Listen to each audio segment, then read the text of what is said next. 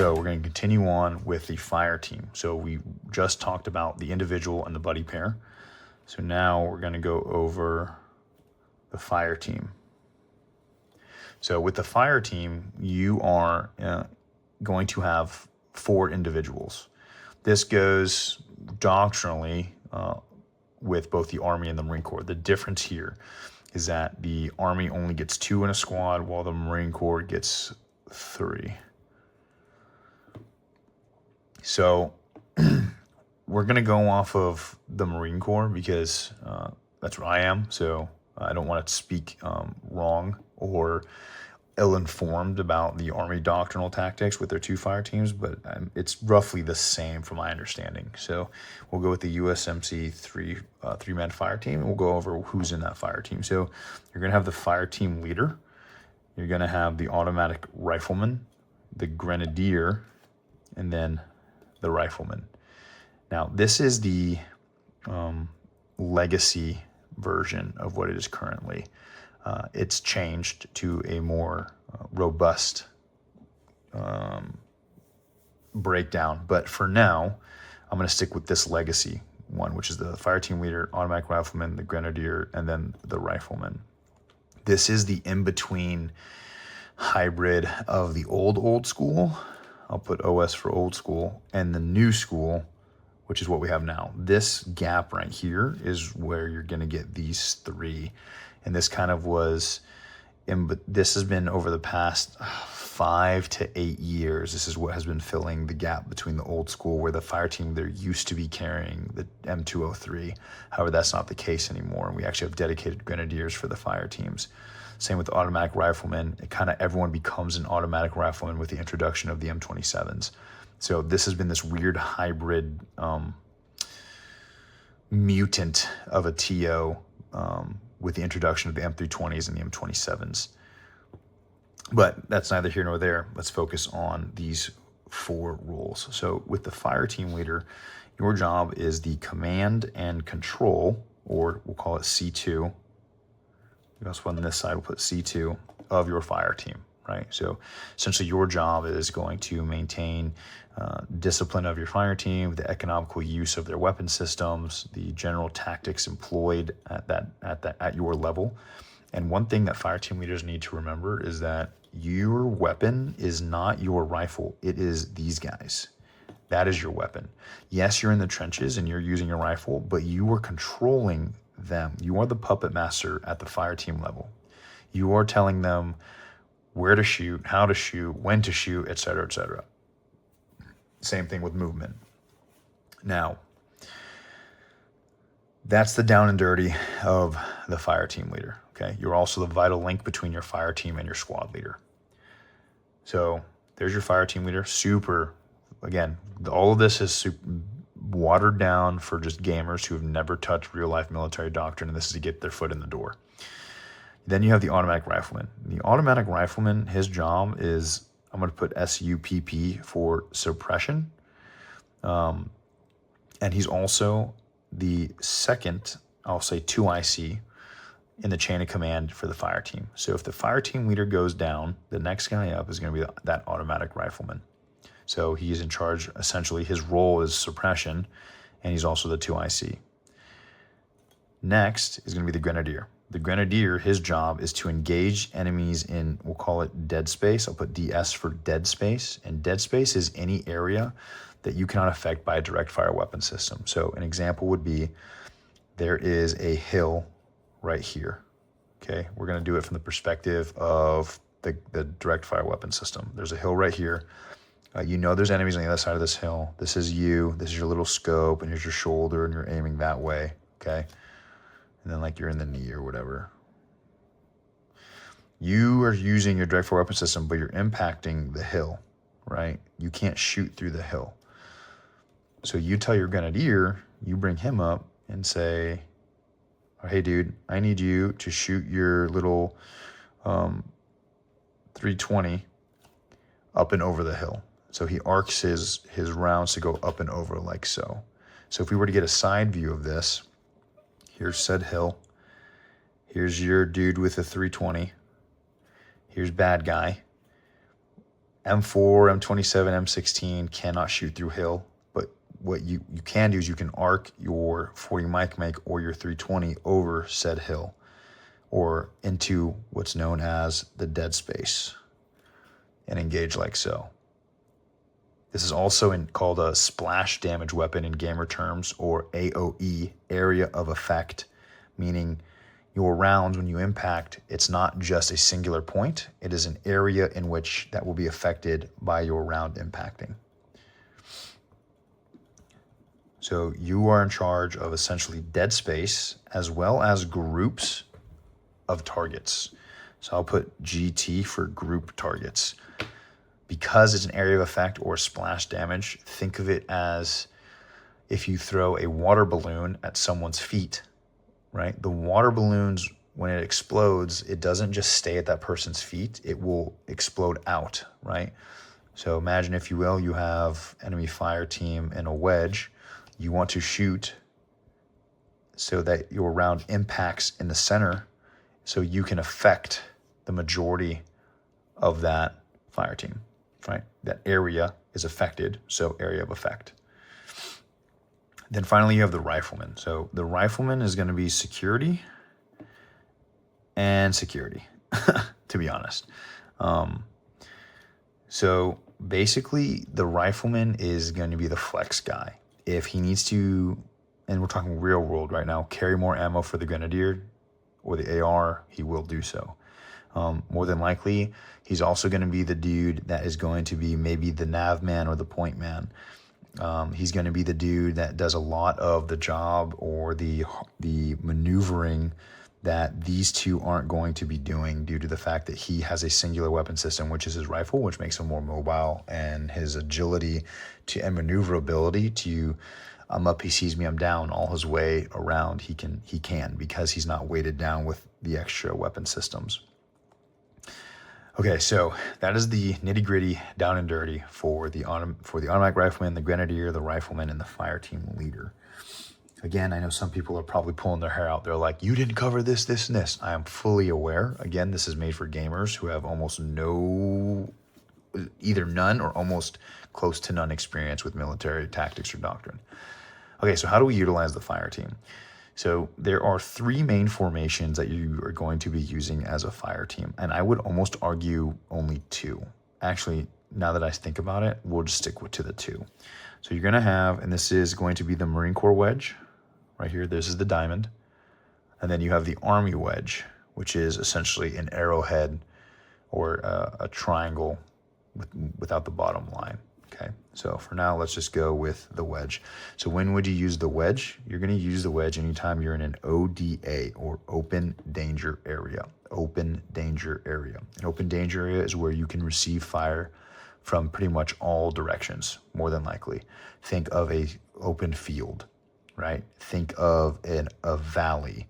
Think of any open spaces, right?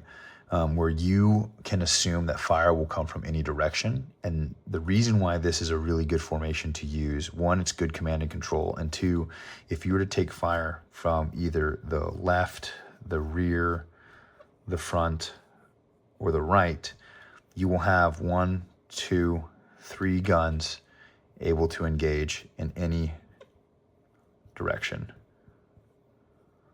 as you can see. The only thing here that someone has to worry about is the least engaged individual, which is going to be the person furthest away from the contact, just due to their positioning in space. In this example, let's say it's a contact left. So this guy's on shooting, this guy's shooting, this guy's shooting. This guy is the only one that has to truly make a positional change. And for all intents and purposes, let's say he decides to peel out over here. And now you are online with each other, or in a skirmishers, I should say. And then you begin your buddy rushing, right? Because this is with the what now we talked about in the previous video. Inherently, just off of that, see how it layers together? We talked about the fore and the aft positions. Just off of that wedge, due to how you react to that contact, boom, You're already in the fore and aft position, and now you can begin buddy rushing. We all see that? Cool. Okay, so there's your wedge. And we kind of went into the other one, which is the skirmishers. I was going to do staggered column, but honestly, dude, you can just do a freaking wedge, do that stuff anyways. No one even uses roads in Bellum, the game Bellum, regardless. Like I've yet to see, except for one game, where people actually walk on any kind of avenue of approach. Anywho, so you're gonna have a skirmishers, and the direction of movement will be this way. This is good when you know the direction of contact. Like an example would be, I'm in a tree line, a thin tree line, and I know there's enemy. Like I am certain that there's enemy up here. I'm gonna go ahead, instead of being in the wedge, right, and only have 3 guns in the fight immediately, I'm just gonna go ahead and pre-position myself already. So that way all 4 guns are in the fight instantly upon contact. That's all the skirmishers is. You guys are literally like a comb moving through the terrain. All right, so those are your 2 formations. Now, another big thing, the 3 Ds, okay? So when you do take contact, you have to essentially let everyone know who, what, when, where, why, but there's a way to condense that to actual pertinent information. So here is direction, distance, and then description. Excuse my handwriting, dank not, description, there we go. So it would sound something like this. Now, some people use the clock method. Some people use the actual bearing, like azimuth of degrees or cardinal directions. Whatever SOPs or TTPs you guys want to use, that's completely on you. So for this example, though, let's just say the clock method. So if this is your wedge, there's an enemy out to your 9 o'clock, and this is the guy that spots it. He would say 9 o'clock, 100 meters, enemy fire team. That's simple. 9 o'clock, 100 meters, enemy fire team. Now, if you were to change it out for cardinal directions, say the direction of movement is going to be north here, he would say west, 100 meters, enemy fire team. Say it's a compass bearing or azimuth, he would say 270 degrees, 100 meters, enemy fire team. It's really whatever the flavor you want, to be honest, or whatever your group decides is how they're going to use it. Normally, there would be, like, the Marine Corps uses the ADRAC, alert, direction, description, rate, assignment and control. Oh, I'm sorry, range, not rate, range. But in my opinion, I think the 3Ds is way faster, and you should already know what rates of fire for your assignment and control should be, right? It's a lot of extra. Anyway, so the 3Ds for your fire team. Some other things you should know as a fire team is going to be that fire maneuver that we talked about. So let's just say you receive a near ambush. So a near ambush is going to be 50 meters / grenade range or closer. Meaning, if the enemy were to hit you guys, I'll keep doing the left because I'm left-handed. If the enemy were to hit you guys within 50 meters or less / HG range, hand grenade range, that means the enemy is close. That is a near ambush, okay? Now, there are 2 things you can do here. One way I have been taught before is called turn and burn, where literally everybody just rifles up, converges on them, gets online, and just shoot like combat glides, firing and walking on line together, just pushing as a one singular unit on this dude or groups of dudes, okay? The other way, which is like the doctrinal way that I have seen people teach it, is the unit that is the most engaged does the turn and burn, and the unit that is the least engaged suppresses for them. This one I don't quite agree with per se, but I'm going to teach it anyways because it is a doctrinal method. So what it would be is if you guys were in a staggered column like this, and your direction of movement was this way, and say the enemy engages these two dudes, what would happen is because they are within hand grenade range, they're not going to stay there, right? Because if they stay there, they're going to be killed more than likely by what? Hand grenades, right? Because they're within hand grenade range. So they're going to start assaulting through. These two dudes are going to help participate with the RTR, okay? Remember this acronym, RTR, which is return fire,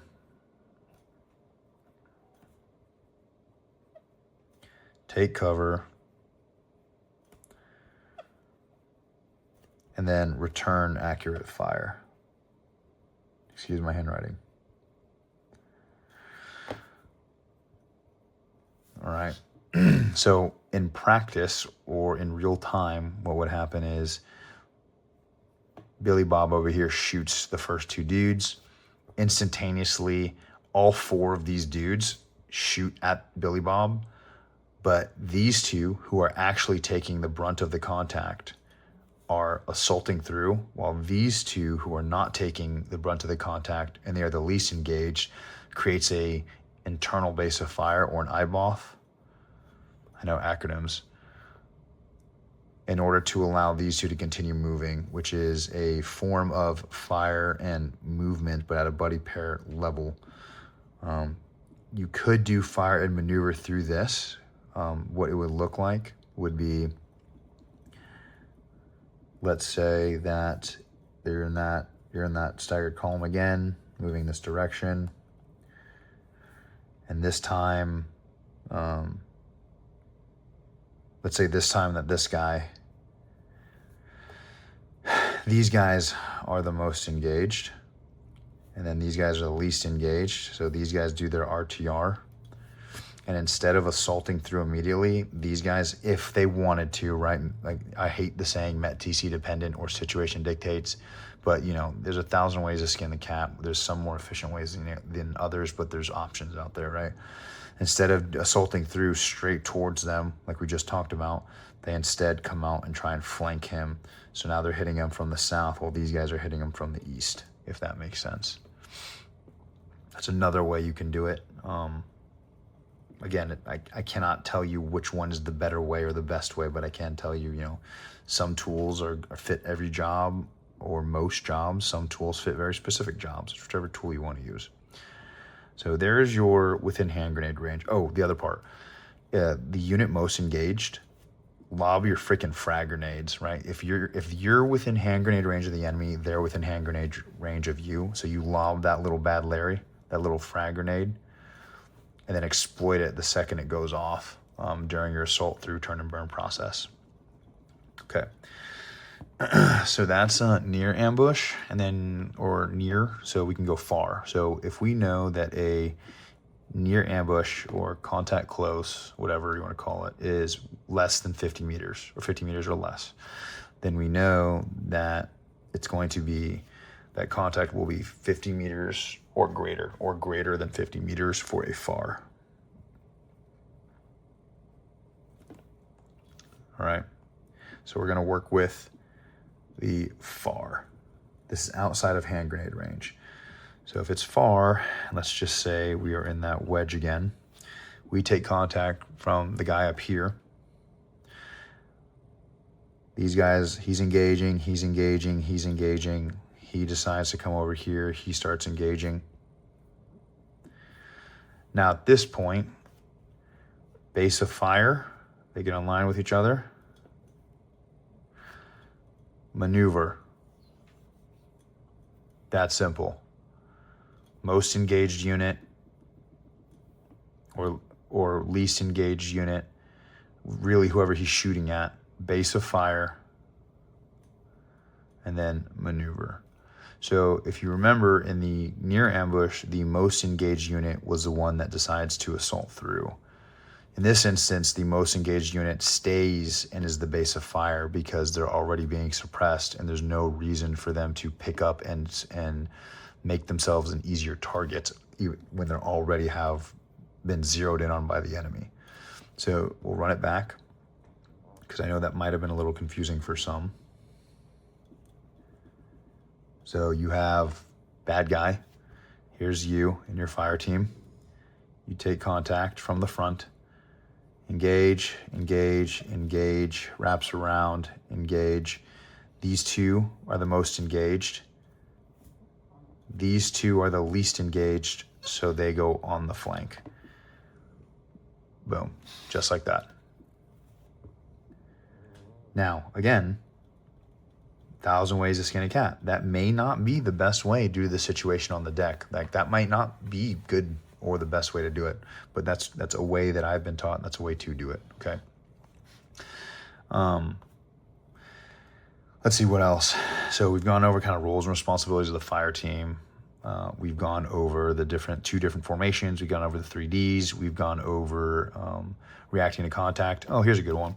So breaking contact, right? So let's say bad guy. Let's say lots of bad guys, actually. Don't worry about the formation. I just put X's to show that there's a lot of them. And here's your group. You are receiving contact from these dudes. All these assholes are shooting at you.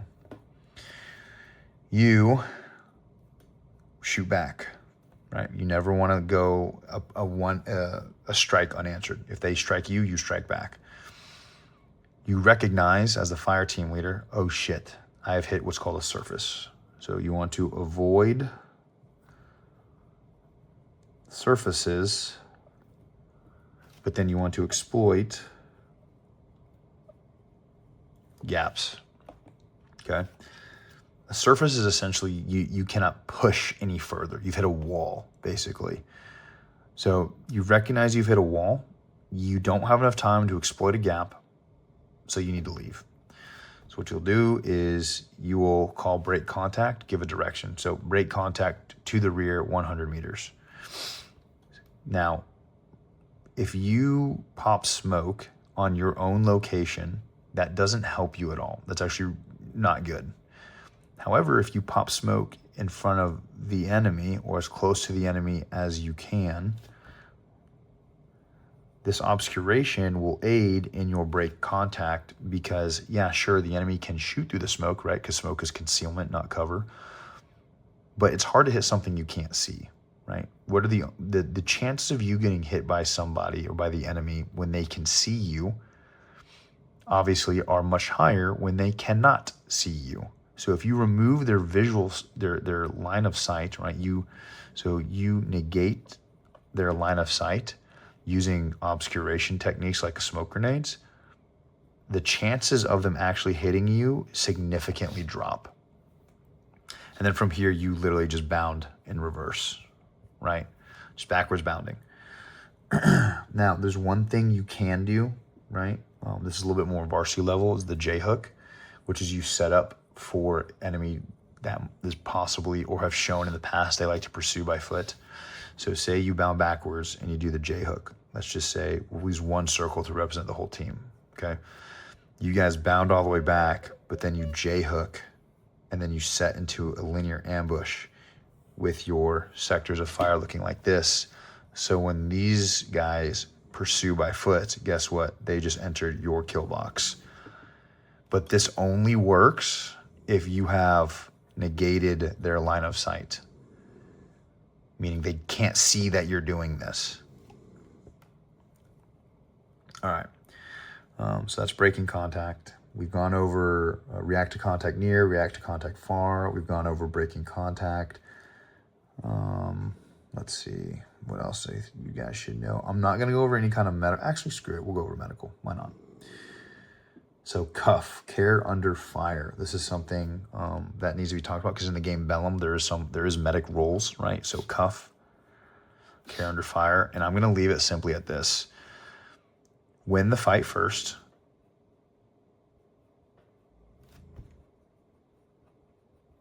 Then you can treat your casualties.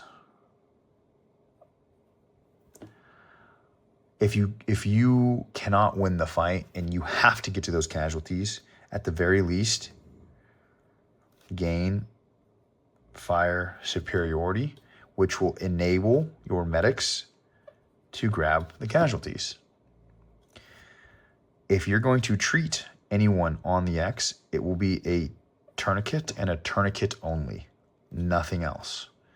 If you go on the X and you treat anything other than a tourniquet, you're wrong. Tourniquet and nothing else. Once you apply the tourniquet, you will then take them to a CCP, a hasty one, a deliberate one, pre-planned one, I don't care. Just get into cover and out of the fight.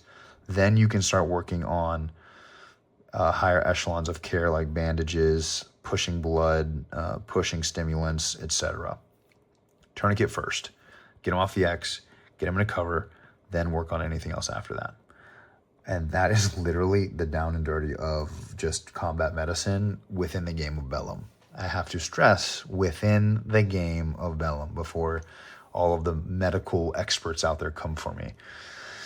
So that's the Fireteam level stuff. When it comes to just leadership-wise, Fireteam leaders, I'm talking to you specifically, or for those that are aspiring to be or want to be, you need to be a macro thinker. So there's something called, and this will go across the board for Fireteam leaders, squad leaders, and then the command team. Point of influence, and then the points of friction. As the Fireteam leader, the FTL, you are going to be at both, but at different levels. What do I mean by that? At a Fireteam level, you are the point of influence because you're influencing your team to do things at points of friction, right? That's what it should look like. The point of influence influences the points of friction. As the Fireteam leader, you are the point of influence for your Fireteam. However, there are higher echelons of command than the Fireteam leader. The squad leader is the point of influence, while his Fireteam leaders are at the points of friction. And then we go even higher. The platoon leader is the point of influence, while his squad leaders are at the points of friction. You see how that works?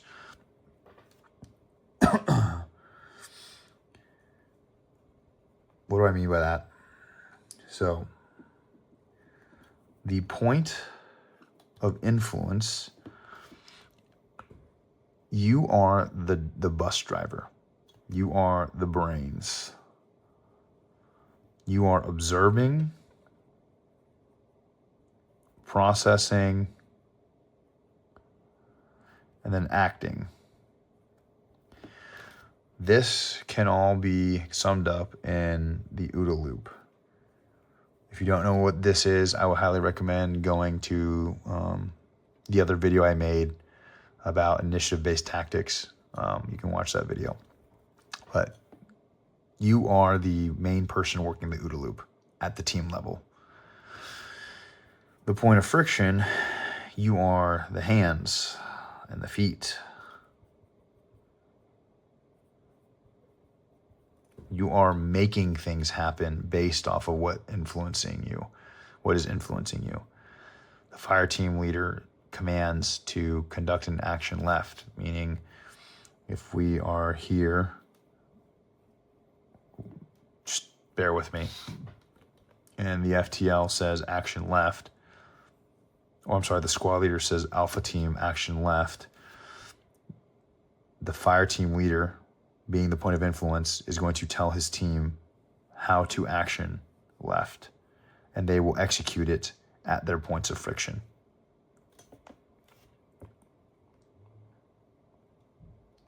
All right. I think we've been over a pretty decent amount of stuff for the Fireteam. Just very wave top again. Oh, also another thing for my fire team leaders, people can spawn on you. So the squad leader can spawn on the fire team leader only if there's a fire team member nearby. If there's no fire team member nearby, SL cannot spawn on fire team leader. So make sure, right, if you know your SL went down or he's bled out, you get a fire team member and you get out of contact real quick until people can respawn on you. Same thing with the squad leader. So the squad leader people can spawn on as long as there's other like fire team leaders or other squad members around next to him. All right, so that should wrap up, I think 30 minutes.